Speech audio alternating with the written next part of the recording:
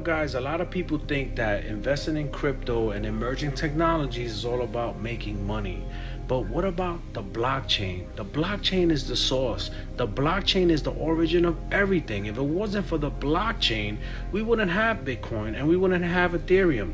Now, check this out. What about a library? Think about use cases for blockchain. What if the library can have a blockchain and store all of his books and all of his members and keep everything organized on the blockchain? How more efficient will that make New York City libraries? Okay. Hello, hi, welcome to This Is Your Spotlight. I am your host, Eurydice Roman, and today I have a very special guest who it took me a while to get him, but I finally got him. And I think it's a very valuable and important message that he has for, the public at large. No, he's not a politician. He's someone who talks about digital currency. I'd like to present to you the one and only, the never duplicated, could be imitated, but never duplicated, Julio Barrios from Bronx Crypto Inc., the founder of Bronx Crypto Inc. So thank you so much. Thank you for having me, Yuri. No, thank you so much for being on the show. So the first question is that I have for you. Why did you choose to educate people in the Bronx, especially about crypto? I chose the Bronx because it's my neighborhood, it's my backyard, it's where I live. It's like when you have that Bronx native in you, it's like they say, you could take me out the Bronx, but you can't take the Bronx out of me. And I have been fortunate enough to have early success with cryptocurrency. And I know that there's a lot of people in my community that are struggling. I know that there's a lot of people, I see it on News 12. I live it. I walk these streets and it hurts me. It bothers me. It feels like my people have been neglected, like left behind on the side of the road just to starve, to almost, it's very disheartening at times when I go and I talk to some people and they don't have a savings account or they don't have a retirement account. They're living check to check. They don't know if they have another meal coming in or if they're going to be in their living quarters the next month. So I just felt passionate and I felt compelled to start something in my community. And I grew up in 196 in the Grand Concourse. And shout out to the concourse. You're Kingsbridge, you already know. That's right. And before the Twin Towers collapsed, I used to stand in the middle of Grand Concourse and I used to look down towards Fordham Road. And I could see at the end of Fordham Road, at the end, you can see the Twin Towers.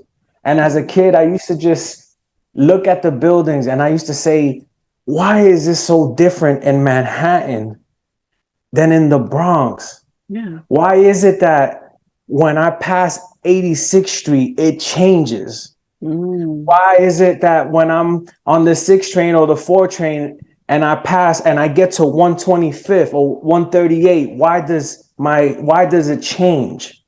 Why is there such a differentiality? And it just bothered me. There's no way that there could be so much money a couple miles from us. And nobody, we're the borough that started it all. The hip hop, the salsa, the community, like the Bronx.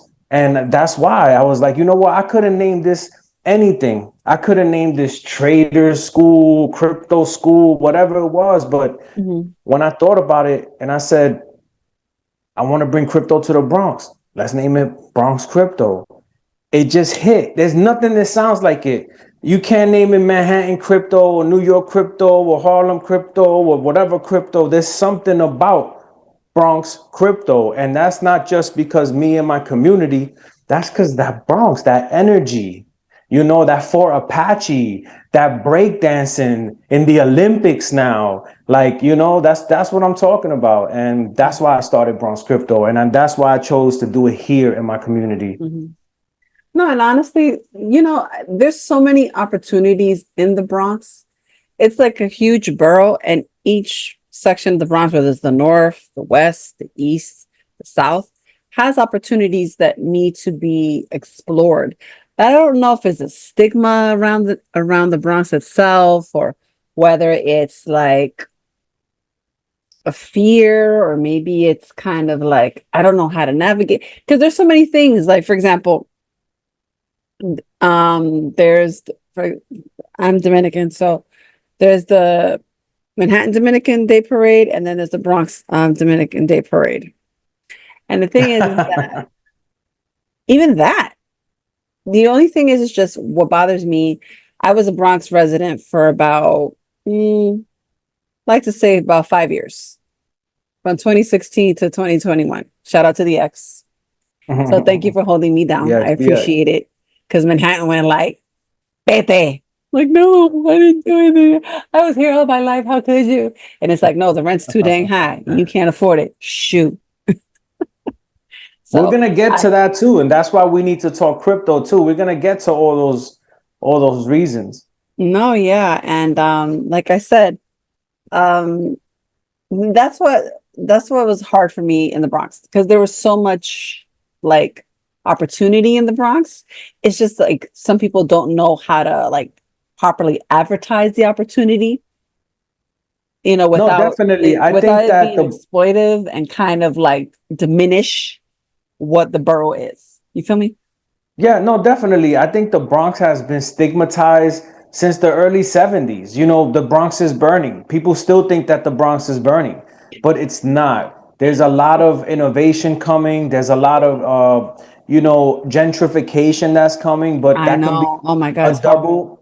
double-edged sword, right? You Yeah. know, but the Bronx is not the same anymore. And like Mm-mm. not too long ago, I think one of the Kardashian sisters, whether it was Kylie or Jenner, one of them, they threw a party in the piano district in Manhattan, and one of Mhm. their themes was like they had a car that was on fire, and they were like the Bronx is burning, like, oh, it's lit, or the Bronx is lit. And I looked at it and I was like, so definitely, I think sometimes what we see, right, when we turn on the news, we see all this violence, we see all Mhm. these things, but it's not just all that. There's beauty in our borough, right? You go to Parkchester, Yeah. you see a, Like, a huge.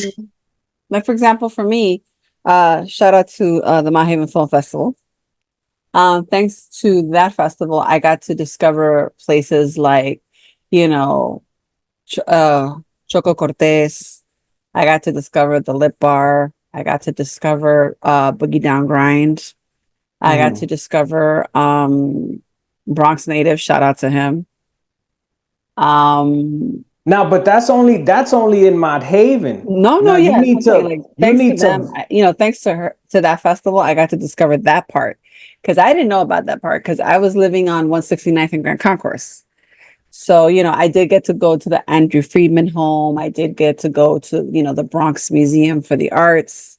I did get to do that. I did go as far as, Fordham Road. And then I got to go to Roberto Clemente State Park, which was, I love their sprinklers. Shout out to them. I'm sorry, shameless plugging everywhere. But I like Roberto Clemente State Park. The pool is great. They have a 10-foot like diving board. Awesome. Mhm. And Yeah, I used to go to Roberto back in the days. It was not fun. They were dunking us. They were trying to drown us. We used oh to yeah, fool around in the pool. A lot of fun. I believe it though. I believe it. And also I got to discover, about Edgar Allan Poe's home on 192nd and the Grand Concourse, which is pretty cool. And then For the information. if you stroll down Fordham, you hit Little Italy, right? Where Oh it has yes. Oh my God, a Little Italy. Ah, wonderful array of so great. markets and mystique. And like, even though the Yes. community has changed throughout the years, it Yeah. still has that, Mhm. use can't now use can't leave. It still has that energy, and I love it, man. You go to Parkchester, you see a whole community of Bangladeshi, Pakistani. Yes. You Even go, Yemenis. Even Yemenis. yeah, yeah. Yeah. Yeah, there's a lot. There's a lot. I love the Bronx. You go to Van Cortlandt Park. There's so much beauty over there. Oh yeah. Riverdale, Throgs Neck. Right by the water. Ferry Point Park, Classen Point. I love the Bronx, man, and I feel like the Bronx is only gonna get better. I feel like the That's Bronx true. is the last borough to be gentrified, and it's the best kept secret. Mm-hmm. Like people look at Hunts Point like a dump ground. But No. if you look beyond the factories, Mhm. it's waterfront real estate. It is. And that's once that secret gets out, it might be over. It might be over. It No, might be that over. there's no, and no, it won't be over because that's when people like me and you need to reach out to our elected officials who are in our districts and put the pressure on them. So we're so focused sometimes on like Trump and Biden and Harris that we're not focused on like Eric Adams, Vanessa Gibson, Governor Hochul. Like our local elections matter more, Mm-hmm. and we need to be outside. That's one of the things that I've been doing with crypto, not just teaching people and educating people, but we need to make sure that we tell our politicians, hello, this matters to me. Of I course. care about this. Of course, yeah. So, because if Absolutely. you don't, what's going to happen is you're going to let the big institutions and corporations come into this space and slowly move us out That's right. by, yeah. So that's why everybody has to be involved, and we have a mouth and we got to use it. Para que sepa. And and that's real talk. And it's sad that it has to get to that point in order for people to like it reminds me of an old adage that says, if you don't cry, you don't eat. Yeah, what is it? A closed mouth doesn't get fed. That's right. Um, And we need to do that. We need to, like if you're not comfortable with another shelter or another prison being built in your community, then you need to go to your elected officials and whatever board they are mhm. and make some noise. No, absolutely. Like for example, where I lived on 169 and Grand Concourse, I lived more on Sheridan. So Okay. this is what baffled me. This is what like was the ultimate like slap to me. So at the beginning of the block, my building was at the beginning of the block, right? You walk maybe like three buildings over. There was a school there, right? Cool, no problem. Do you know they had a housing project, or I don't know how to call it, a housing structure that were for ex-cons, and some of them were actually registered Child offenders. child molesters and things like Yeah. that. And I'm Yeah, like, how I did this know. happen? Like, I understand we need space and everybody needs a place to live. I got you. I understand that. But that was like the biggest oversight of like and lack of care, Yeah, and I'm just you like, know, and the sad thing is that they're not putting those up on the upper east side, on the upper west side. They're not putting those there. They're putting those in our communities. So yeah, it leaves a bad taste in my mouth too. yeah, like for example, where I live now, I live on 163rd in St. Nick. So when I walk over, like about 2 avenues over to Edgecombe, would you believe there's a correctional facility and then there's a children's park right across the street from the correctional facility? Yeah, yeah, that's I was that's just like, insane. again, how and why? But also, did you know that in Central Park North on 110th Street, there's Lincoln Correctional Facility. So among all those lovely buildings, there's actually a correctional facility smack dab in the middle of 110th Street and Central Park North. So I'm sorry, but again, it's all about, I know, you need real estate, you need space. I, I know it. It seems almost like things are backwards, right? yeah. It's like, look, I'm gonna give you two examples. Mhm. The first one I'm gonna talk about is like Rikers Island, Yes. right? Rikers Island. Don't get me wrong. It's a horrible situation that some of our brothers and sisters are living in there, right? Claro. Right. With that being said, they want to close Rikers Island, and then they want to put different jails, a jail in every borough. right? But my thing is, Rikers Island has a mystique. Like when I was a kid and I was fooling around in the streets, my father used to tell me, "Sigue jodiendo y va a terminar en la roca. You're gonna end up in Rikers." You know what Exactly. I'm saying? And you knew, yo, you don't want to end up in Rikers, bro. No, You know what I'm saying? So, factuals. and then the other example that I'm gonna give you is cannabis, right? They came out with this thing, oh, cannabis, we're gonna help everyone, that help the people that were incarcerated and all these things. Now it seems like they're arresting all the people again, and they're only letting Yeah, one or two people like stay in business and thrive. And now I can't walk one block with my child without smelling marijuana, without smelling reefer. exactly. So it's like it's a tough thing. It's a tough No, it thing. is. It is. And I wish I can tell you it would be better, but it's And don't not. get Like, me for example, wrong, I'm an asthma sufferer, and like I cannot tell you how hard, like the days that the air pollution is somewhat breathable is like, okay, oh good, the air quality is down after the whole Canadian fires thing. Trust me, it's been a very hard time to breathe without a mask. So days that the air quality is down, I'm like, oh, this is great, fantastic. Entonces, there's someone smoking weed or smoking a cigarette or smoking a vape pen. And then the whole thing with the smoking business that's kind of jarring is the fact the addiction. And a lot of people are not seeing it, and at the especially end like of the for day, vape pens. smoke is smoke too. Yeah. And you just look at them like, for example, I was in in a public bus. This girl, I don't think she was like not even 16, 17, maybe 18. I just looked at her like, excuse me, how bad is your anxiety that you can't wait till you get off the dang bus to smoke? Sincerely, truly.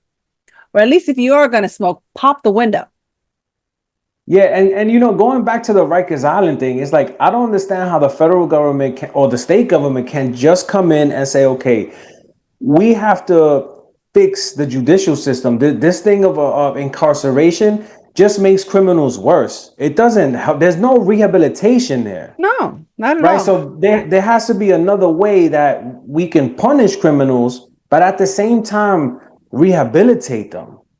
And it's the same thing with like with the cannabis things, right? There's a lot of people that open up businesses. There's a lot of people that lost money just trying to put in the applications and just trying to get their permits and things like that. And they were just left out to dry and lost all their money. Right. So things are just really, really backwards right now. No, yeah.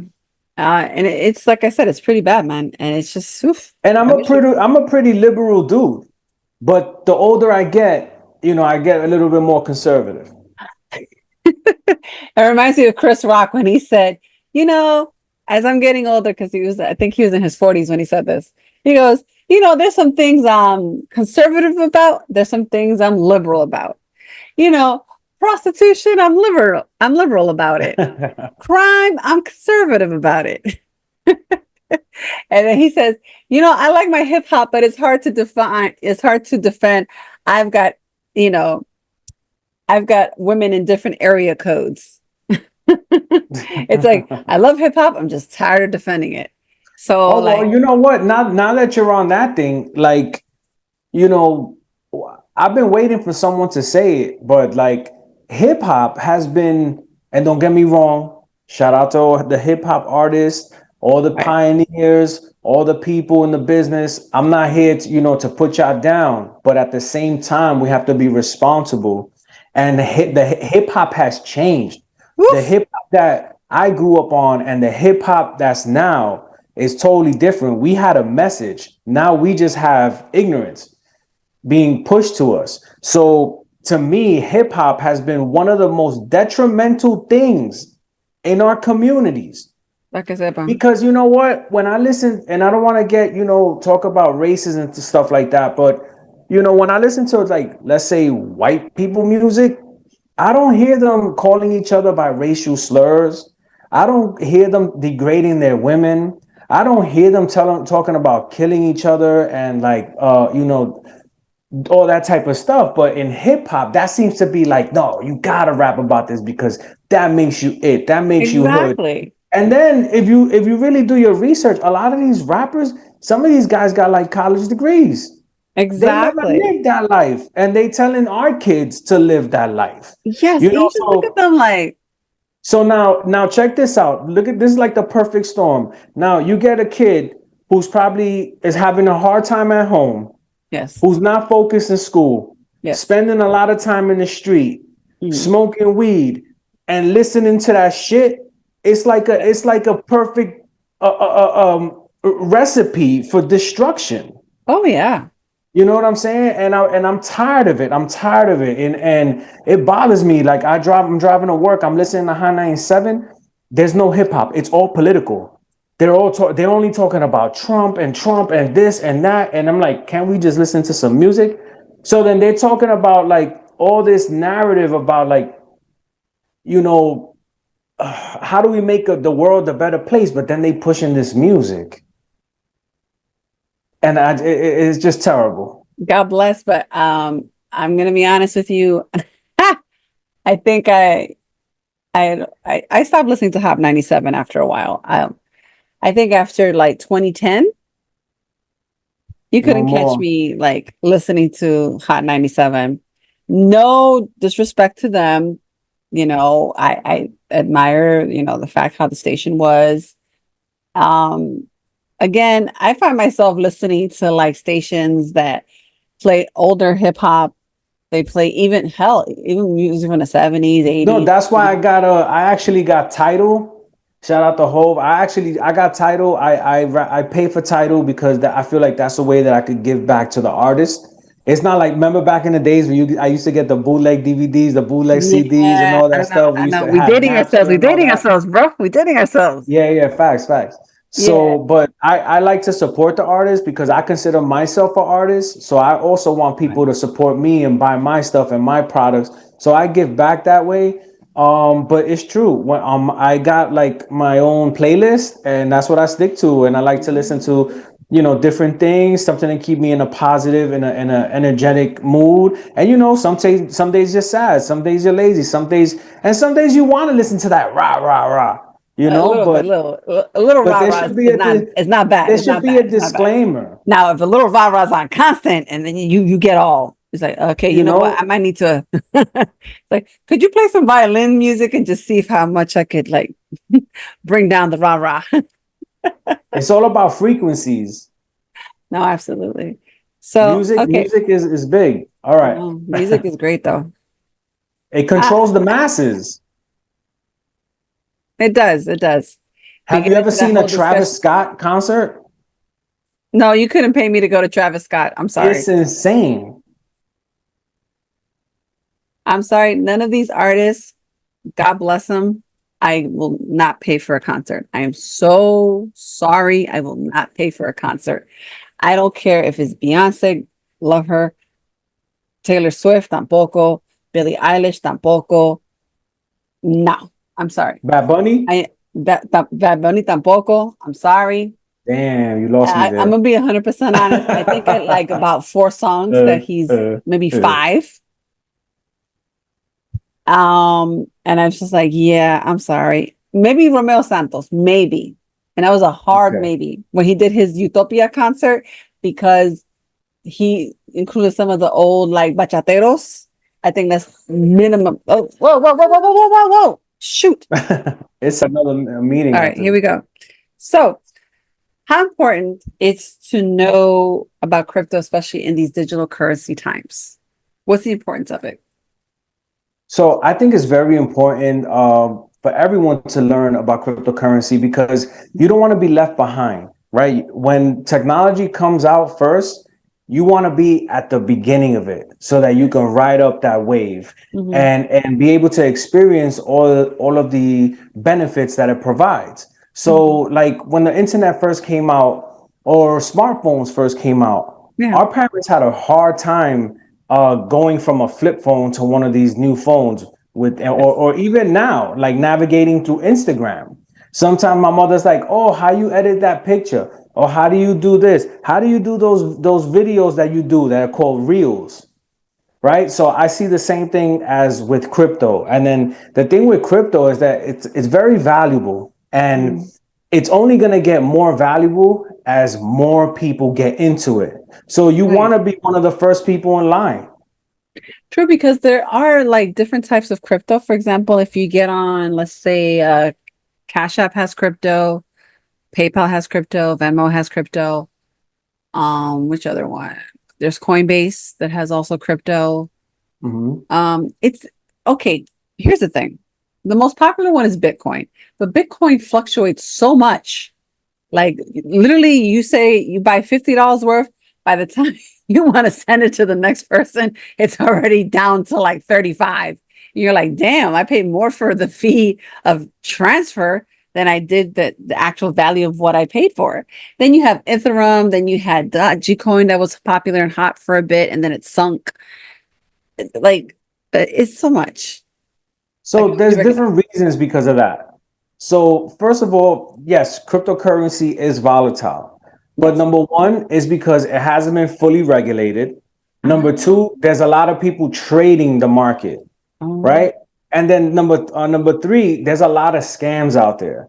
So like Bitcoin is actually one of the more stable cryptocurrencies because if you deal with other cryptocurrencies like meme coins, you can actually suffer severe volatility and lose all your money.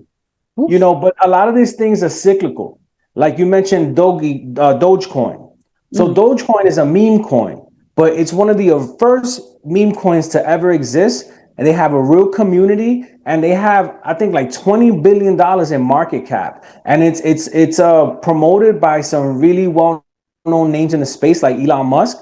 And they have a lot of things that they're working on. And these things are cyclical. So the things, they're cycles. Cryptocurrency cycles usually happen every 4 years, and they all follow the Bitcoin halving. So the whole thing is you kind of got to get in the beginning of the cycle to ride the cycle to its peak, and then take some profits and then wait for the next cycle to happen. So it's basically like the ocean, right? You're on the beach. Here comes the waves crashes, and then the ocean retraces. And that's when you got to get in, jump on your surfboard so you can ride that wave. Wow, that sounds intense. But it's actually, I love the analogy, and it's kind of accurate for what's going on in these times. So, last but certainly not the least, sir. What would be the next evolution of crypto for the next 5 to 10 years? You said it's cyclical, so what's the bigger wave that's coming that it could be, you know? Okay, so right now, I had never envisioned this in my slightest dreams. That Bitcoin will be in center stage and is going to be talked about by two presidential candidates. Right now, you got Donald Trump advocating for crypto, and soon, close to I have a close source to the Democratic Party. They're telling me that Kamala Harris is going to come out and endorse crypto soon. Why? Because they notice now that crypto matters. Crypto matters to voters 50 years and younger. And crypto is now a talking point in the election. It might not be as big as abortion or immigration, but it's definitely a talking point. And I've been in crypto almost a decade now. And I always saw the vision. That's why I started, bro. I knew that this thing was going to be big, but I never thought that it was literally going to be in a tug of war between presidential candidates. So I think in the next 5 to 10 years, we're finally going to get some rules of how this space is going to work. And it's going to let all these companies understand how they're going to play a role. And a lot of money is going to come into this space. And it's going to continue to grow. I'll give you an example. Okay, go ahead. Apple Pay.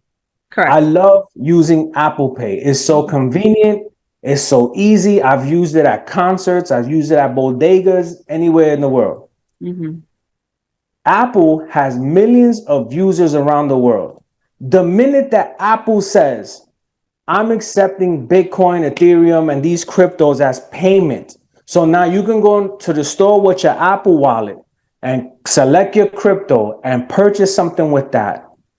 That's game changer, because then Apple's gonna do it. We already have PayPal doing it. We already have WhatsApp doing it. But wait till Instagram does it. Wait till Facebook does it. Wait till, all these big heavy hitters. And think about WhatsApp. If you could send crypto through WhatsApp, that means you could send your family in Dominican Republic. I could send my family money in Nicaragua through WhatsApp with no bank, with no identification, just a cell phone number. And that's why crypto is empowering, because crypto is going to help the unbanked, right? There's a lot of people that live in third world countries that don't have access to financial services. They don't have access to banks. Some of them live so remote that they have to travel hours to get into town to go into a bank, right? And we're seeing that also in countries like El Salvador, where they're pioneering Bitcoin and the acceptance of cryptocurrency as payment, and is letting merchants be able to transact and create a whole nother digital economy. So that's why I see crypto going in the next 5 to 10 years. And it's just only going to get bigger and bigger. Mm-hmm. Well, thank you for your time, Julio. I appreciate it. And I hope you have learned, everybody watching or everybody that's going to hear this. I hope that you have learned something about crypto today. If not, reach out to Julio at Bronx Crypto Inc. and get yourself educated and acclimated with the way of the future. We'll see. Crypto, Web3, crypto. NFTs, AI, everything, man. Follow me on Bronx_crypto. My website is www.bronxcrypto.io. Just hit me up. I'm outside. And I'm also on Twitter at Bronx Crypto.